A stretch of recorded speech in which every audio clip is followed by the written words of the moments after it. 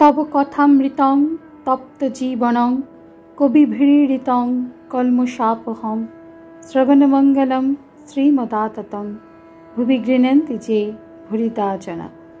नमस्कार, अमृतबाणी चैनेले आपनादेर सकलके स्वागत। श्री श्री ठाकुर मा और स्वामीजीर रातुल चरणे शतकोटी प्रणाम जानिए शुरू करछि आमादेर आजकेर पाठ। 1884 सेप्टेम्बर। ज्ञानी और भक्तদের अवस्था। ज्ञानी और भक्तेर आहारेर नियम। ठाकुर बोलছেন এই অবস্থায় সব সময় সব রকম খাওয়া চলে না। নরেন্দ্র। খাওয়া দাওয়া সমৃদ্ধে যদিচ্ছা লাভই ভালো। শ্রীরামকৃষ্ণ। অবস্থা বিশেষে উটি হয়, জ্ঞানীর পক্ষে কিছুতেই দোষ নাই। গীতার মতে জ্ঞানী আপনি খায় না, কুণ্ডলিনীকে আহুতি দেয়। ভক্তের পক্ষে উটি নয়। আমার এখনকার অবস্থা, বামুনের দেওয়া ভোগ না হলে খেতে পারি না। আগে এমন অবস্থা ছিল। দক্ষিণেশ্বরের ওপার থেকে মরা পড়ার যে গন্ধ আসতো, সে গন্ধ নাক দিয়ে টেনে নিতাম, এত মিষ্ট লাগতো। এখন সব্বাইয়ের খেতে পারি না বটে, আবার এক একবার হয়ও। কেশব সেনের ওখানে নববৃন্দাবন থিয়েটারে আমায় নিয়ে গিয়েছিল। লুচি ছক্কা আনলে, তার ধোবা কি নাপিত আনলে জানি না। সকলের হাস্য। বেশ খেলুম। রাখাল বললে একটু খাও। নরেন্দ্রের প্রতি, তোমার এখন হবে, তুমি এতেও আছো আবার ওতেও আছো, তুমি এখন সব খেতে পারবে।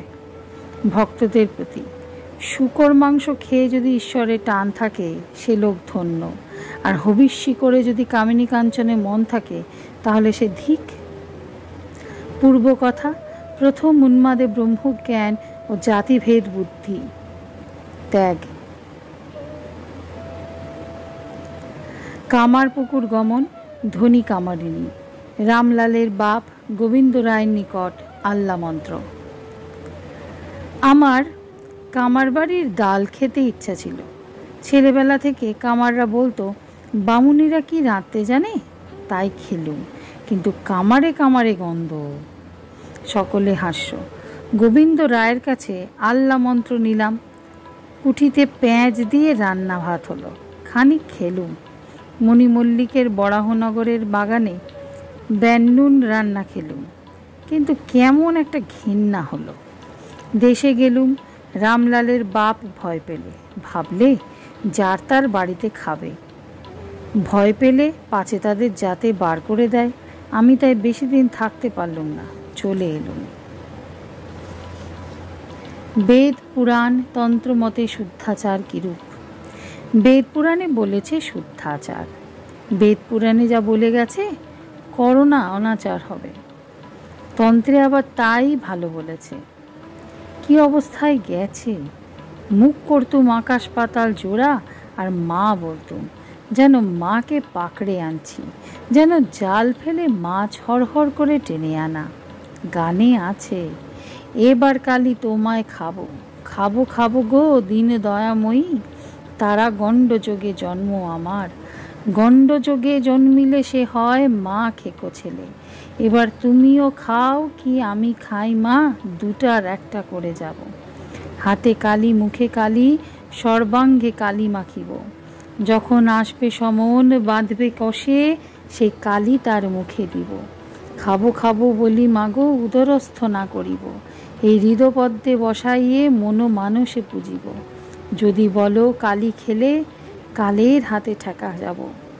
আমার ভয় কি তাতে, কালী বলে কালোরে কলা দেখাবো। ডাকিনী যোগিনী দিয়ে তরকারি বানায় খাবো। মুন্ডমালা কেড়ে নিয়ে অম্বল সম্বরা চড়াবো। কালীর বেটা শ্রীরামপ্রসাদ ভালো মতে তাই জানাবো। তাতে মন্ত্রের সাধন শরীর পাতন, যা হবার তাই ঘটাইব। উন্মাদের মতো অবস্থা হয়েছিল এই ব্যাকুলতা। নরেন্দ্র গান গাহিতে লাগিলেন। আমায় দে মা পাগল করে, আর কাজ নাই জ্ঞান বিচারে। গান শুনিতে শুনিতে ঠাকুর আবার সমাধিস্থ। সমাধির ভঙ্গের পর ঠাকুর গিরিরানীর ভাব আরোপ করিয়া আগমনী গাহিতেছেন। গিরিরানী বলছেন, পুরবাসীরে আমার কি উমা এসেছে। ঠাকুর প্রেমোন্মত্ত হইয়া গান গাহিতেছেন। গানের পর ঠাকুর ভক্তদের বলিতেছেন, আজ মহাষ্টমী কিনা, মা এসেছেন, তাই এত উদ্দীপন হচ্ছে। কেদার, প্রভু আপনিই এসেছেন, মা কি আপনি ছাড়া? ঠাকুর অন্যদিকে দৃষ্টি নিক্ষেপ করিয়া আনমনে গান ধরিলেন।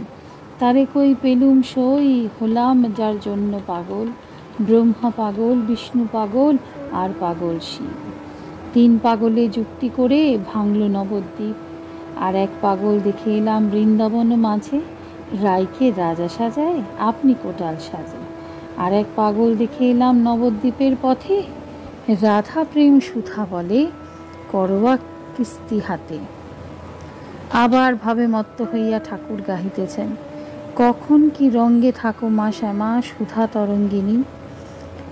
ঠাকুর গান করিতেছেন, হঠাৎ হরিবোল হরিবোল বলিতে বলিতে বিজয় দণ্ডায়মান। ঠাকুর শ্রীরামকৃষ্ণ ভাবনমত্ত হইয়া বিজয় আদি ভক্ত সঙ্গে নৃত্য করিতে লাগিলেন। আজকের পাঠ এ পর্যন্তই। নমস্কার। কথামৃতে সুধাধারার সাথে শ্রী শ্রী ঠাকুর, মা ও স্বামীজির অনুধ্যানের জন্য চ্যানেলটি সাবস্ক্রাইব করুন।